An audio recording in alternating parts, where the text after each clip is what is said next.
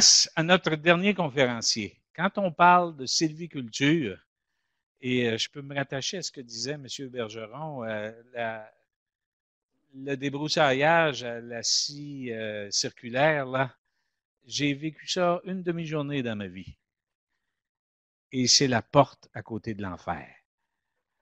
Alors, il y a matière à réflexion là-dedans, mais matière à réflexion sur l'intervention sylvicole, mais sur la personne qui est au bout de la scie.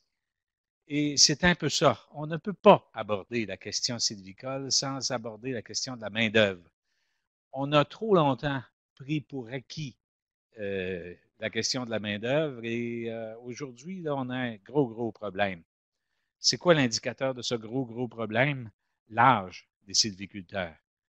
C'est un travail physiquement exigeant et c'est pas nécessairement une bonne nouvelle quand la moyenne d'âge est autour de 50 ans. Et c'est un peu pourquoi les organisateurs du colloque Kruger ont fait une place aux gens de l'Association des entrepreneurs forestiers en travaux sylvicoles du Québec. Et ça tombe bien, M. Sébastien Bouchard est aussi un membre très actif au sein du comité sectoriel sur la main-d'œuvre en aménagement forestier. Alors, M. Bouchard travaille pour l'Association des entrepreneurs en travaux sylvicoles du Québec depuis 2008 et il détient un baccalauréat en administration des affaires avec une spécialisation en gestion des ressources humaines. C'est la meilleure des personnes pour nous parler de sylviculture avec l'orientation main-d'œuvre. Monsieur Bouchard, la parole est à vous. Merci. Marche-tu? J'ai une bonne voix à la limite, même si ça ne marche pas. Bon, là, vous m'avez mis beaucoup de pression, M. Boutier, parce que là, tout le monde sait que je ne suis pas un forestier. Je pensais passer free. Non, je ne suis pas un forestier. Je suis dans le milieu depuis 10 ans. Ce qui est encore plus stressant, c'est que ce n'est pas une étude économique. J'ai pas de tableau, j'ai pas de chiffres, de graphiques. C'est ce que vous avez là, ce que je viens présenter aujourd'hui, c'est 10 ans de discussion avec des entrepreneurs forestiers, souvent à l'entour d'une bière, ceux qui me connaissent, souvent à l'entour d'un scotch. C'est ça que je viens, c'est des réflexions. C'est un petit peu pour ouvrir les yeux aussi, parce que c'est des choses que tout le monde sait que c'est là. On dirait qu'on l'a oublié, parce qu'on a tout le stress de ce que M. Boutier vient de dire, c'est-à-dire l'âge de nos travailleurs. Ça va mal, l'âge de nos travailleurs. L'association, je présente l'association parce que ça va vous donner le feeling aussi avec qui j'ai eu ces discussions-là. Avec quel genre de personne que je m'assois, je prends une bière et on jase de business. Je suis quelqu'un d'administration, je suis quelqu'un de ressources humaines, oui. Je suis quelqu'un d'entrepreneuriat. Moi, je dis tout le temps, je travaille avec des entrepreneurs. Ça donne qu'ils font de la foresterie. Là. Je suis avec des entrepreneurs. C'est ça mon trip. C'est ça qui me fait vivre. Mes entrepreneurs, membres de l'association, pour ça, c'est la présentation de l'association, des gens de récolte, des gens qui font des travaux sur les lignes d'hydro, des gens qui font de la forêt privée, de la forêt publique, tout type de travaux. Entre 70 et 80 entrepreneurs, chiffre d'affaires entre 50 000 et 11 millions. Fait que toutes les acabis là-dedans maintenant. Fait que je jase avec toutes sortes de monde. Oui, je vais commencer par la main-d'œuvre vieillissante. Puis après ça, ce que je vais faire, c'est qu'on va parler de chacun des traitements. Puis je ne l'aborde pas. Tous les traitements, vous allez voir, sont abordés de manière positive. Il y en a qui vont dire beaucoup trop positive. Il y en a qui vont dire que je cache la vérité. Mais ce que j'essaie d'apporter, c'est une lumière pour dire, t'en as un peu, là. C'est pas parce que la main-d'œuvre est vieillissante qu'il n'y a rien à faire et qu'on s'en va dans le mur. Il y a des possibilités qui existent, puis vous savez qu'elles existent. Quand elle va sortir de ma bouche, vous allez faire, ah ben oui, c'est bien trop vrai. C'est là qu'on s'en va. Fait que, voici le seul tableau que je vais vous présenter aujourd'hui. Ça, c'est le tableau que ça me prendrait une musique de film d'horreur, là. Tantan! C'est ça le tableau de la population. À gauche, vous avez les travaux sylvicoles de récolte et de voirie, puis à droite, l'ensemble des industries du Québec. Quand on regarde l'âge vieillissante, là, vous regardez que chez nos jeunes, 15-24, on est en bas du reste du Québec de beaucoup. 9-15, nous autres, on est à 9, eux autres, c'est à 15 25-35, on est à 20, le reste du Québec est à 22. 35-44, on n'est pas pire dedans, 20-21. 45-54, 31 de notre monde, c'est 26 du reste des travailleurs dans le reste des autres industries. 55-64, 18 de notre monde, 14 ailleurs. 65 ans et plus, et oui, on a des gens de 65 ans et plus, 2 comme ailleurs. Fait que le vieillissement de la population, il est partout. Tout le monde en parle. C'est un problème à tous les niveaux. Puis chez nous, c'est un problème qui est encore plus gros qu'ailleurs. Fait que, qu'est-ce qu'on fait avec ce problème-là? Puis là, on va passer, je vais essayer de faire le tour vraiment de toute notre situation. Vous allez voir que je vais beaucoup plus parler de travaux non com. C'est ce que je connais. Okay? C'est ce que je vois le plus. Encore une fois, je ne suis pas un forestier. Je vais dire la même chose que je dis à tout le monde. Je ne sais pas la différence entre un sapin et un épinette. Ça fait 10 ans que je suis dans le milieu. Okay? C'est pas ça que je fais avec les entrepreneurs. Je sais la différence entre un résineux et un feuillu, c'est correct. Le chômage. Pourquoi je vous parle de ça? C'est pour vous montrer aussi comment on a souvent peur d'avoir peur. Il y a une couple d'années, les règles de chômage ont changé. Puis là, tout le monde capotait. Parce que tout d'un coup, le gouvernement fédéral disait, si tu es sur le chômage à toutes les années, c'est pas normal. Fait que ce que tu vas faire, c'est que tu vas te chercher une job à 100 km alentour de chez vous. Si tu es à 70 de ton salaire horaire, tu es obligé de la prendre.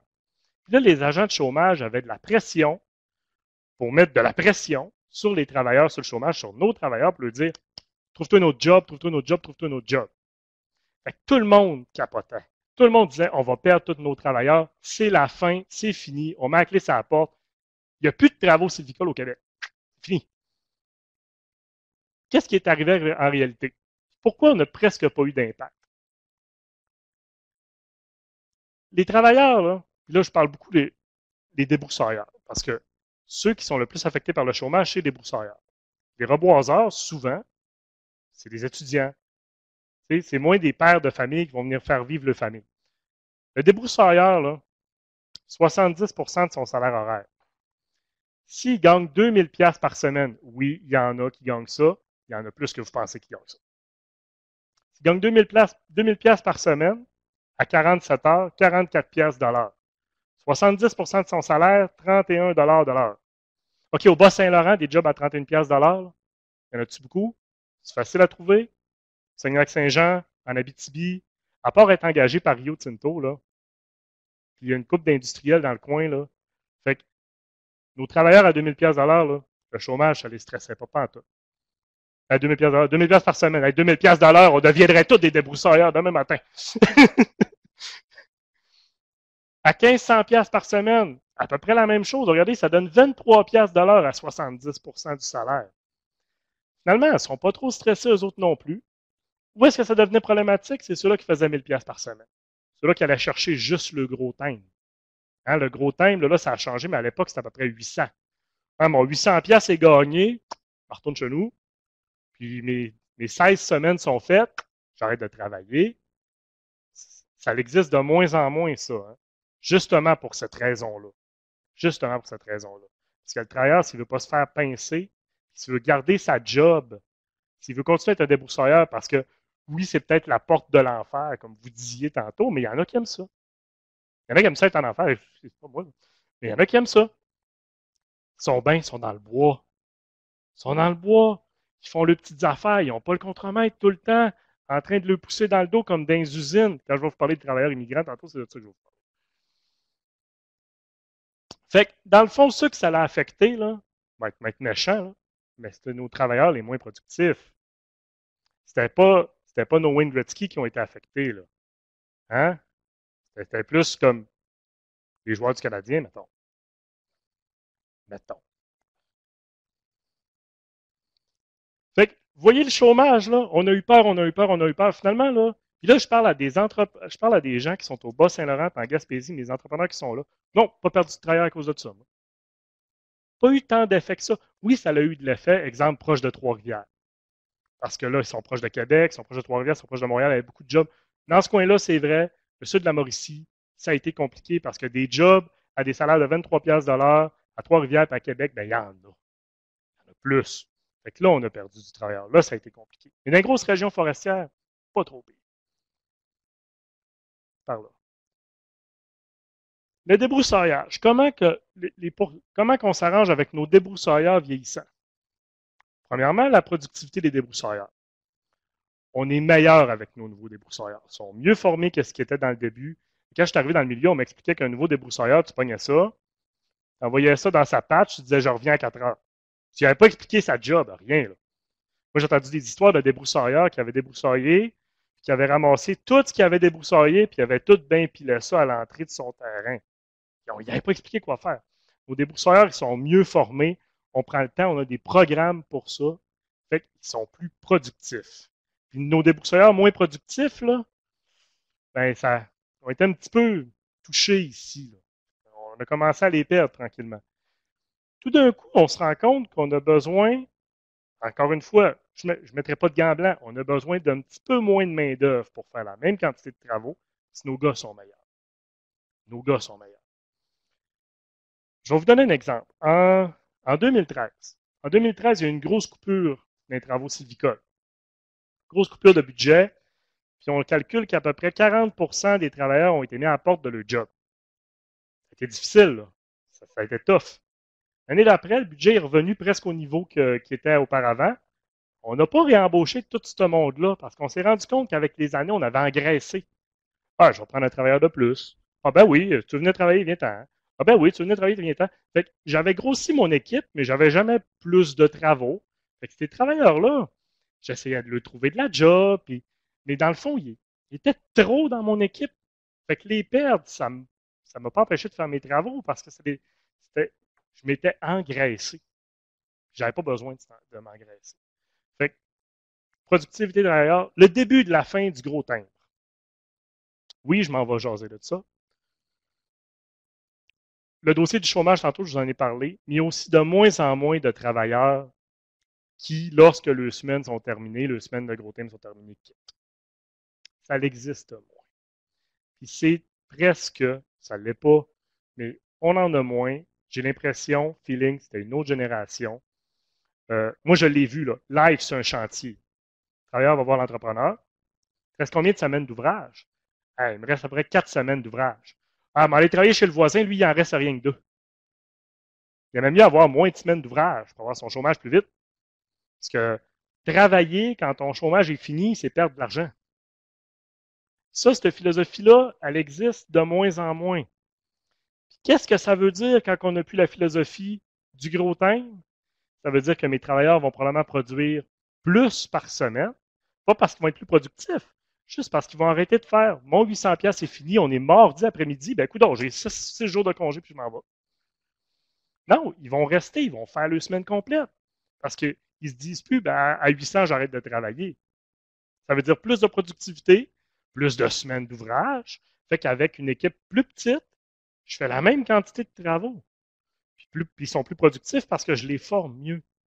Fait que ma perte de travailleurs, là, au bout de la ligne, elle ne m'affecte pas tant que ça parce que j'en ai peut-être un petit peu trop des travailleurs. Tantôt, là, je dînais avec 2 de mes entrepreneurs, puis les gars, je m'excuse, là. Mais quand vous m'avez dit j'ai de la misère à faire mes semaines à mes travailleurs, ben, félicitations, tu n'as pas de problème quand tu vas manquer, tu manques pas de main-d'œuvre. Puis félicitations parce que ta main-d'œuvre, reste chez vous. Parce que même si elle sait que tu as de la misère à faire ses semaines, elle aime mieux rester chez vous que s'en aller à une place où est-ce qu'elle va les faire, ces semaines. Ces 2 entrepreneurs-là qui sont dans la salle, il y en a d'autres, des membres chez nous, qui aimeraient ça les avoir, ces travailleurs-là, que vous avez peut-être un petit peu de trop. Là. Les autres, ils les prendraient pour faire leurs travaux. Fait que, tout ça pour vous dire qu'au niveau du débroussaillage, oui, nos travailleurs sont vieillissants, mais avec une équipe plus petite, je suis probablement capable de faire mes travaux. Maintenant, il faut quand même que j'engage des nouveaux. Les immigrants reçus. Quand je suis arrivé à l'association il y a 10 ans, il ne fallait pas que tu aies d'immigrants. Hey, si tu avais des immigrants, c'est clair, tu étais un crosseur. C'était comme ça il y a 10 ans. Il y a 10 ans, c'était pas bien vu. Pas nécessairement par racisme, parce que les gens, ils n'étaient pas racistes envers le travailleur. Non, non, non, non. Ils jugeaient l'entrepreneur qui embauchait des immigrants. Aujourd'hui, là, je mets au défi de trouver un entrepreneur qui n'en a pas dans son équipe. Tout le monde en a. Tout le monde en a. Un, deux, des fois toute l'équipe. Ces gens-là, ils veulent travailler. Tantôt, quand je vous parlais, quand M. Boutier parlait de la porte de l'enfer, là, eux autres, la porte de l'enfer, c'est pas sur le bord du bois, là. C'est dans l'usine à Montréal. Eux autres, ils restent à Montréal. L'été, ils travaillent dans le bois, pas mal plus payant. L'été, ils travaillent dans le bois. Ils n'ont personne qui les pousse en arrière. Ils sont tranquilles. Ils font beaucoup plus d'argent. Ils travaillent les heures qu'ils veulent. Ils travaillent tant qu'ils veulent. Puis ils sont payés à la production. Puis quand la saison forestière est finie, ben là, ils s'en vont dans les usines. Puis là, pour eux autres, ça, c'est la porte de l'enfer. Ces gens-là, ils sont là, ils existent, on les utilise. Le problème qu'on a, par exemple, c'est qu'on a une épée de Damoclès au-dessus de notre tête. La journée où ces gens-là, qui sont souvent diplômés, vont être plus acceptés, le diplôme va être accepté au Québec, comme milieu, là, travaux civicoles non com, on va les perdre. On va les perdre. J'en ai rencontré des médecins dans le bois là, qui débroussaillent. Ils sont médecins dans le pays, puis ici, ils débrousseurs. La journée qu'ils peuvent être médecins ici, ils ne viendront pas dans le bois. Là. Je pense qu'ils vont rester médecins. C'est ce qu'ils sont. Fait que ça, pour le moment, à court terme, ça nous aide. Mais il faut faire attention. À long terme, ça peut devenir un problème. Un autre avenue qu'on a, les Autochtones. Les Autochtones devraient être une main-d'œuvre qu'on devrait être capable d'approcher facilement. Ils ont un attachement au milieu forestier. Ils devraient être beaucoup plus faciles à amener dans le bois qu'un gars qui arrive du Sahara. OK?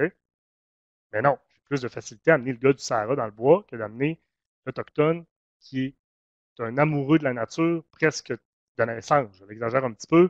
Puis oui, je caricature, mais il y a ça. Ils ont un attachement à ça. Je travaille avec la chaire de recherche en foresterie autochtone. Puis j'avais les communautés devant moi, puis je leur ai dit directement, il est où le problème? Il est un petit peu de votre côté, il est un petit peu de mon côté. Qu'est-ce que je dois faire comme entrepreneur pour améliorer mes manières de faire, pour attirer ces travailleurs-là, puis les garder surtout? Les attirer, c'est pas un problème, c'est les garder, mon problème. Puis où est-ce que moi, comme entreprise, je mets de l'eau dans mon vin, puis où est-ce que lui, comme travailleur, doit mettre de l'eau dans son vin? Puis ça, c'est un ajustement qu'on a encore à faire. On en a pour une couple d'années encore peut-être, mais cette main-d'œuvre-là, elle existe. Puis ça, il faut l'approcher. Moi, je suis encore juste au débroussaillage. Finalement, je me perds un petit peu encore. Finalement, si un jour on manque vraiment de travailleurs, ça va arriver. Mécanisation du débroussaillage.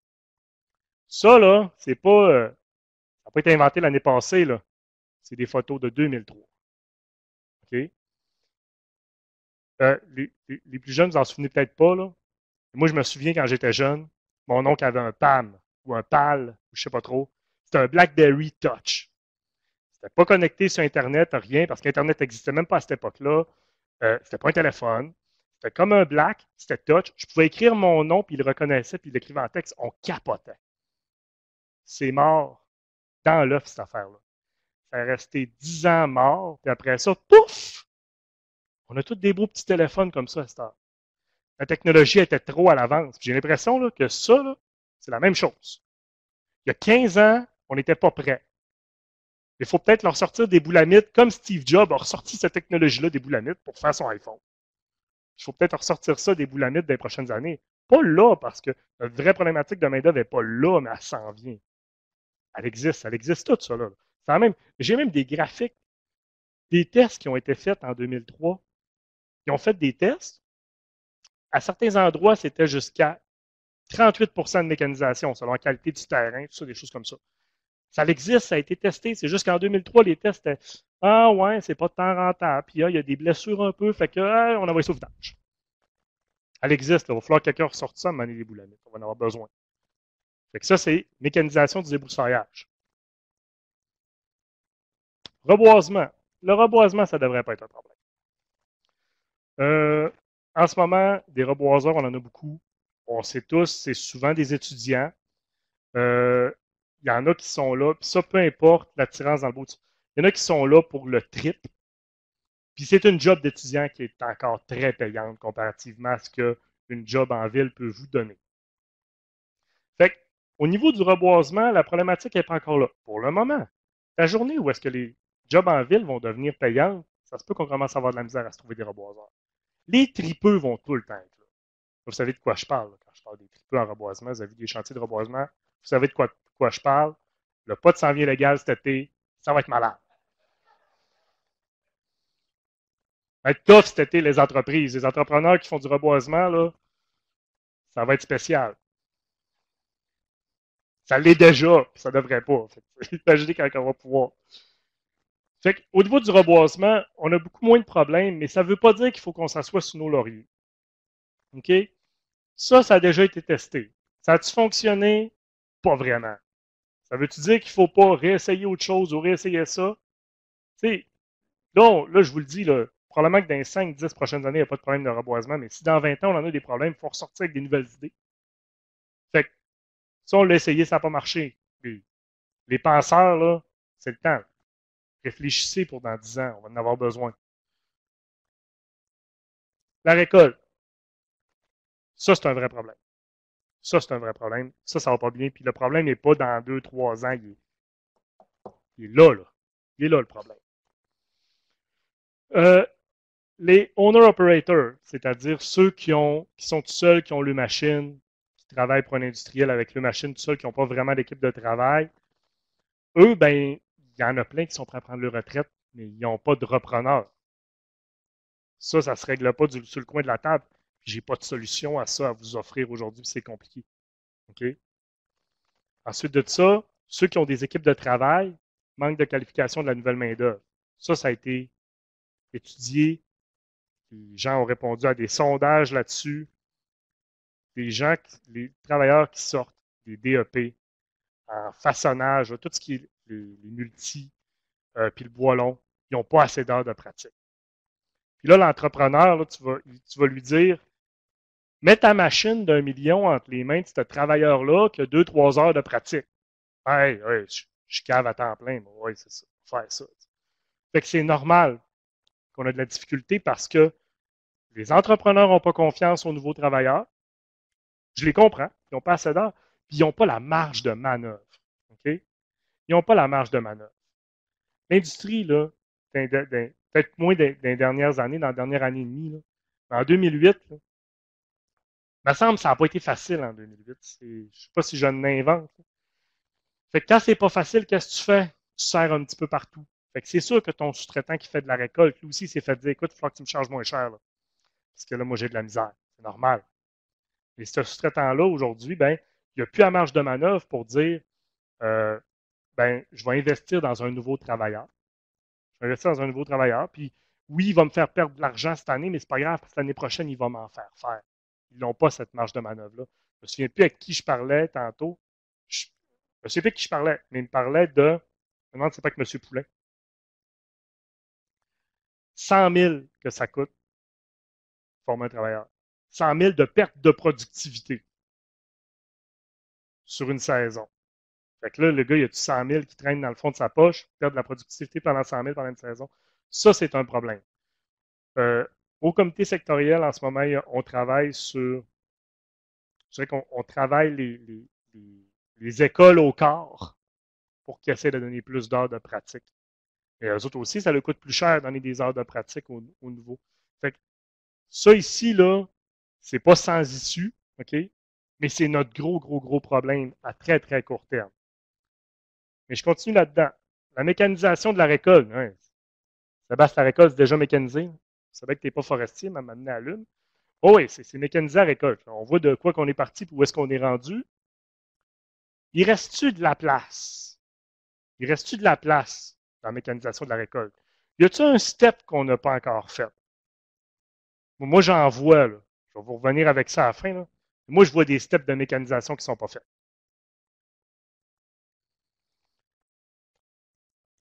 Je continue. Il me reste combien de temps? J'ai-tu du temps? Non? Oui? C'est boutier? 10 minutes? Colin. OK. J'ai échappé plus que je pensais. Les techniciens, les technologues, je vais rentrer indirectement là-dedans, les contremaîtres. C'est là où est-ce qu'on a de la misère. le plus. Il y en a moins dans nos écoles, puis on se les fait voler par d'autres milieux. OK? Fait que ça ici, là, c'est un des problèmes aussi qui est criant à très court terme. Mais, encore une fois, technologie, le lidar, les drones, l'imagerie satellite. Là, en ce moment, les drones, là, c'est là, vous l'utilisez déjà. Ça existe déjà. Ça fait bien des fois, je suis allé voir, bon, mon gars, tu fais le fond de sa patch, je lève mon drone, je check, il a fait le fond de sa patch, c'est beau. Je check une petite caméra, une belle petite GoPro. Au moins, je vois ça. J'ai pas toute la technologie, parce que là, il y a toute la technologie. Là. Il existe les logiciels que je passe mon drone, puis je sais combien j'ai de tiges électeurs. En ce moment, ils sont beaucoup trop chers pour que chacune des entreprises puisse les payer, mais ça existe. C'est là, je les ai vus. Ça existe toutes ces affaires-là. La journée qu'on va être capable de se les payer, là, tout d'un coup, avec un technicien, je vais pouvoir faire la job que j'avais besoin de 3 ou de 4 techniciens il n'y a pas un an et demi de ça.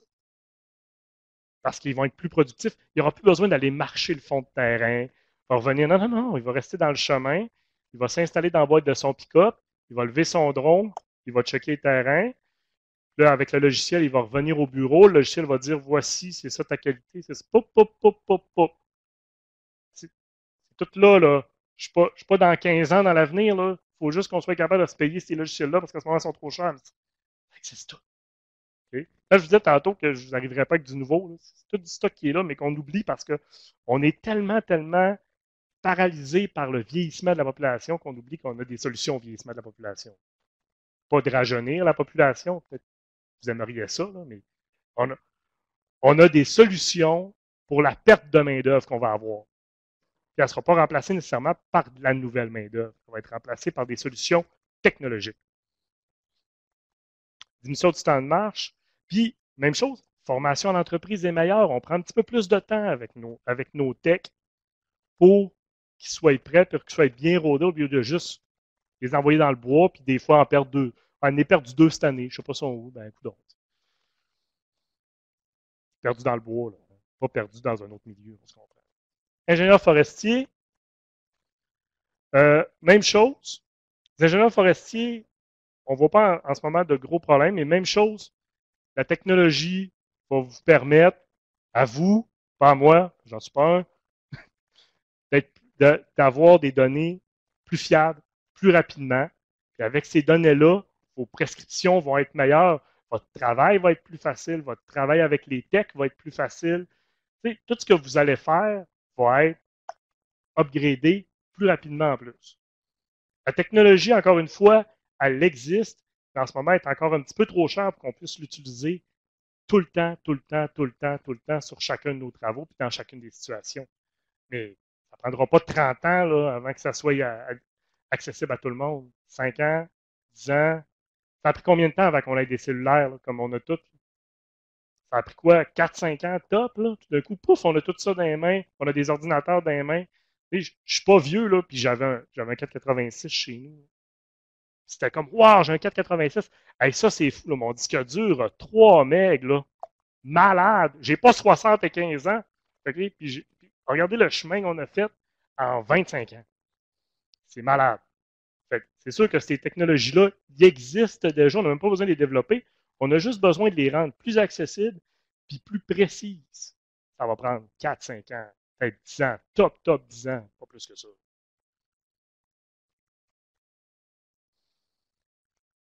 Maintenant, à quoi là? Je voulais parler de 5-10 ans, mais je fais quoi là?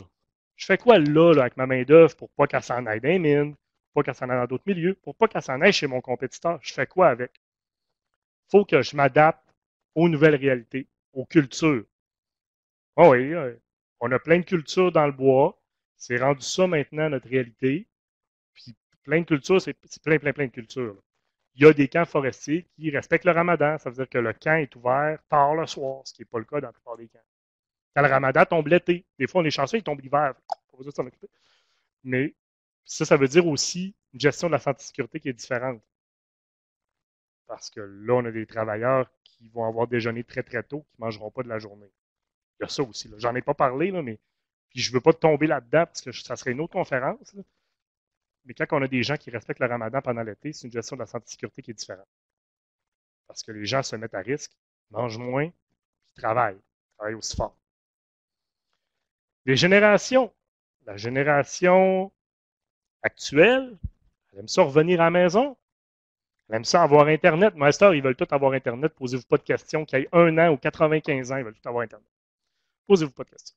Mais la conciliation travail-famille est différente. Il y a des messieurs, là, puis ça, c'est des vraies histoires. Là, vous allez dire qu'il y a des messieurs qui ont pris leur retraite, puis après 1 an, sont revenus parce que les madames disaient je suis tanné de te voir à la maison, retourne travailler. Chez les jeunes, c'est plus chérie, je m'ennuie, il est temps. Il faut vivre avec ça. Il va-tu falloir penser à donner des semaines de vacances pendant la saison d'opération? Déchirez pas vos chemises, restez habillés. Les entrepreneurs membres, là, je vous vois dans le fond, là. Paniquez pas, là. Mais ça se peut qu'on soit obligé de faire ça si on veut garder notre main-d'œuvre. La main-d'œuvre actuelle est plus difficile, puis c'est normal parce qu'ils savent qu'il y en a de la job. Ils savent qu'il y en a de la job. C'est normal, moi aussi, je serais plus difficile. Les demandes particulières, camps forestiers. Oui, les camps forestiers ont tout Internet. Vous n'avez pas le choix. C'est tout rendu ça. Mais, maintenant, qu'est-ce qu'il y a de spécial sur cette image-là en haut? Les chambres à un lit.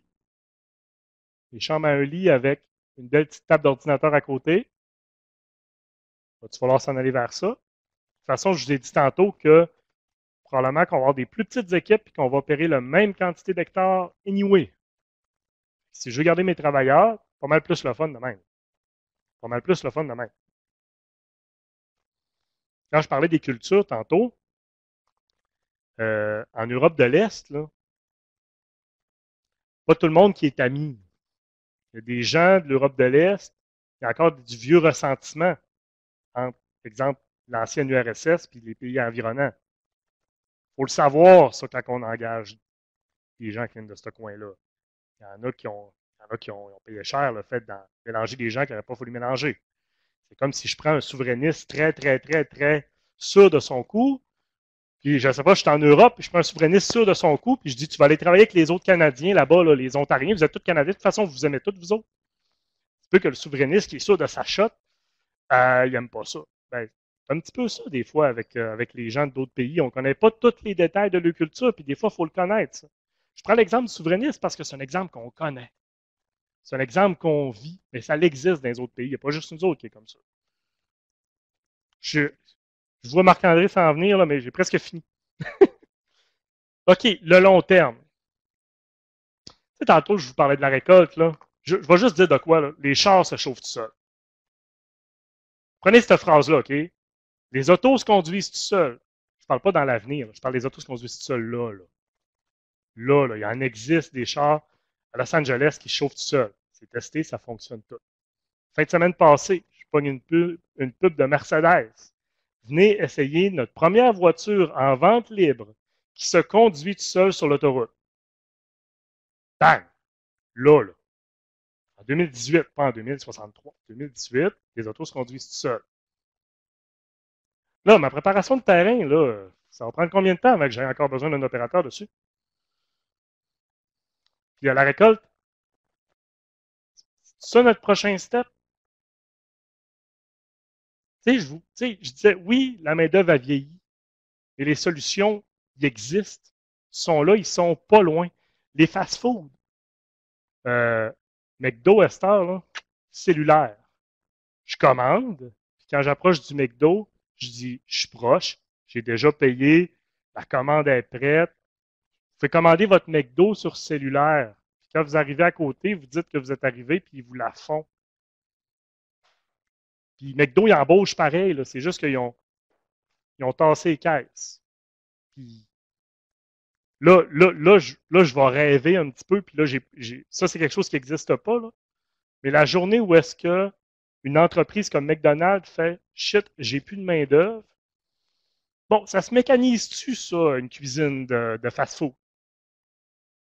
Là, culturellement, on n'est pas prêt. Okay? Vous ne seriez pas prêt à manger de la bouffe faite par des machines. Mais mon pif me dit que 2-3 génies sont capables de mécaniser une cuisine de McDo. Fait que, oui, la population vieillit, mais les solutions à ce vieillissement-là existent déjà, puis s'ils n'existent pas, ils sont sur le bord d'être développés. Je pourrais présenter ça à n'importe quel milieu, puis ça ferait aussi. Qu'est-ce que je dis, ma première phrase? Il ne faut plus parler à des démographes quand on veut parler de main-d'œuvre à long terme. Il faut parler à des gens de robotique et d'intelligence artificielle. Mon meilleur chum, c'est un informaticien. C'est lui qui m'a fait allumer là-dessus. Non, tu ne comprends pas, là, Sébastien. Dans pas long, tout va se faire tout seul. Et lui, c'est sûr que lui, il rêvasse beaucoup plus que moi, là. Mais c'est là qu'on en est. Puis dans nos solutions de main-d'œuvre, cette avenue-là, elle existe. Il faut qu'on la regarde. Puis finalement, revenons aux humains. Parce que je me suis amusé un peu sur la machinerie, puis je les ai fait rêver un peu. Là, c'est le fun, j'ai des jeunes. Fait que, tu sais, les jeunes, souvent, t'as peu, hey, on pourrait faire ça, ça, ça. Là, j'aurais juste à mettre des chips ces arbres.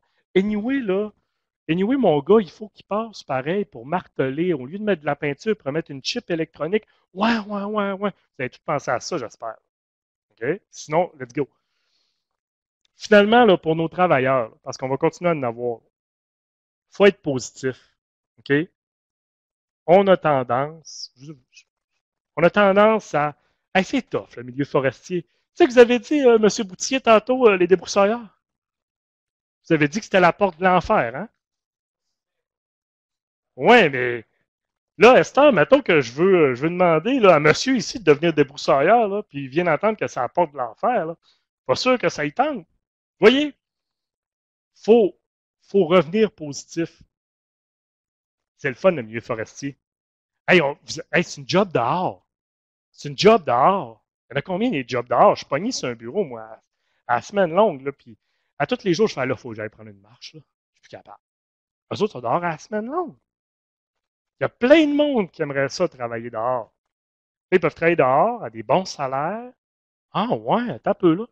Il y en a qui font 50, 55 000 en 7 mois d'ouvrage, en 6 mois d'ouvrage. Ah ouais, t'as peu, là, ça commence à être le fun. Il faut ramener le positif. Vous êtes là, surtout là, les étudiants, là, vous êtes toujours bien pas, vous êtes là toujours bien parce que ça vous intéresse. Là, les plus vieux, là, vous autres, vous ne chialez pas encore, les étudiants. Là. Les plus vieux, là, c'est tough, Colin. Faut, faut sortir de là. Faut sortir de là. Si on veut que notre main-d'œuvre reste, si on veut attirer de la nouvelle, il faut qu'on redevienne positif sur le milieu. Là, ouais, je te regarde tes yeux méchants, regarde. Fini!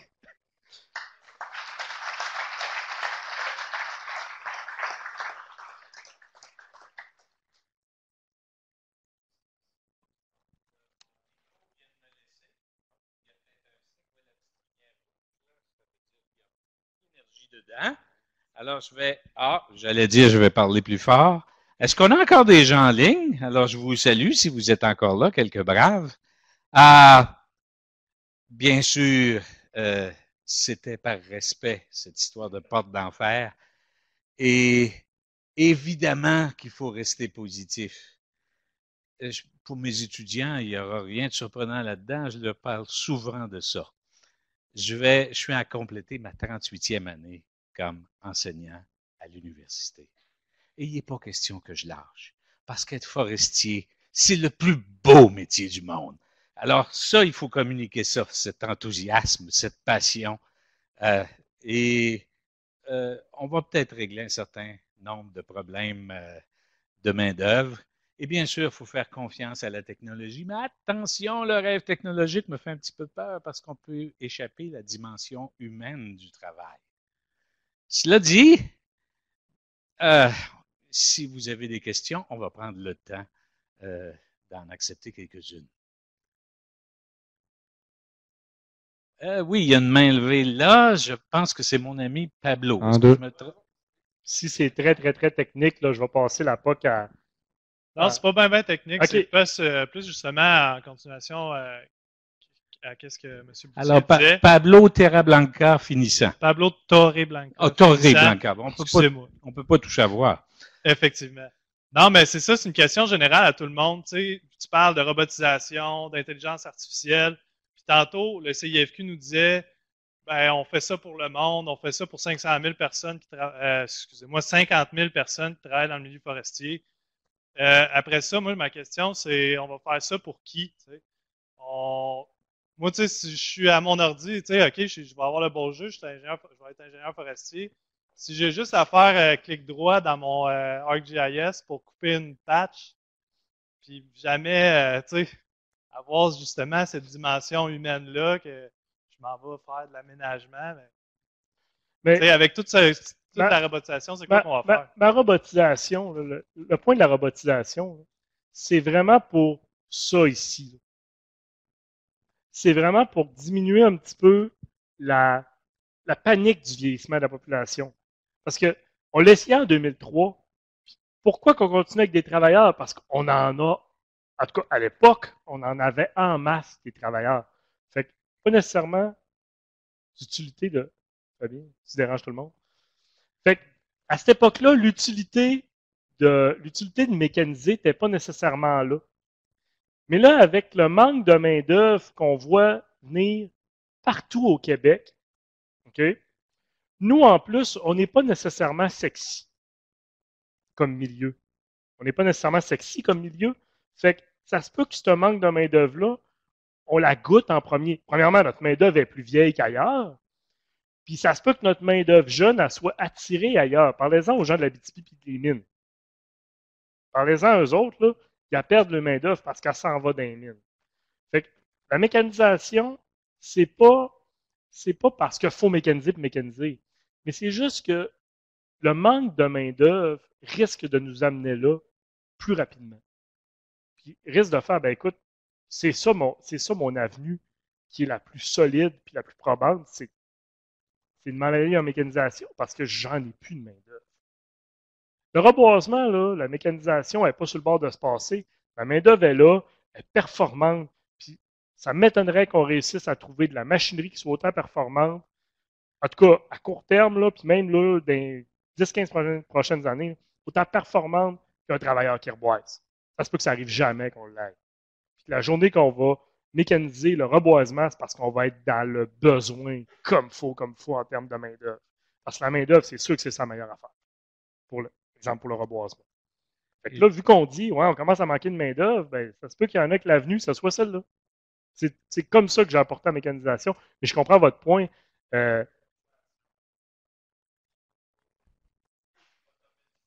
Ouais, c'est OK. Ça, là, ça, je vais vous expliquer d'où c'est que ça vient. On dérape un peu, mais c'est super intéressant. Il y a des. Ça vient pas de moi, OK? Il y a des penseurs, des genres de futurologues qui disent, écoutez, ouais, ça existe, cette affaire-là. J'ai entendu le commentaire dans le coin là. Qui suppose qu'à long terme, très très long terme, là, on parle de 50 ans, culturellement, il va falloir habituer l'homme à dire ta job, ça va être de créer, ça ne sera plus de travailler parce que c'est les machines qui vont faire la job qui est manuelle. Puis l'homme, sa job, ça va être de réfléchir et de créer de l'art, des choses comme ça. Ça, tu sais, on parle sur un horizon qui est très, très lointain. Là. On parle de vos petits-enfants. Là, je parle aux étudiants quand je dis ça. Mais, vous voyez, fait que c'est pour ça que j'amène ça. Puis, c'est ça. Mais ce que je veux vous dire aussi comme message, c'est que la techno est là, elle existe. Faut pas la mettre en dessous du tapis. Les chars se chauffent tout seuls. J'ai hâte de plus conduire. La dernière question, brièvement, M. Lepage. Oui, mais en fait, j'attendais tellement cette intervention-là parce que c'est vrai, mais il y a une transition des métiers qui se fait actuellement. Tu sais. Je suis en 1996 et je viens de partir une entreprise qui va faire de la recherche qui s'appelle Google. Dans 10 ans, ça va être quoi? Il y a des YouTubers aujourd'hui qui font pas mal plus de millions que toute l'industrie forestière réunie ensemble quasiment. Fait que tu vois qu'il y a une transition, mais la transition mécanique ou la transition technologique est importante et nécessaire pour l'avenir, je pense, du secteur forestier. Fait que tu m'appuyais. Là. J'ai pas dit ça. Bon, on sent qu'il y a une certaine complicité, sinon une connivence entre M. Lepage et M. Bouchard.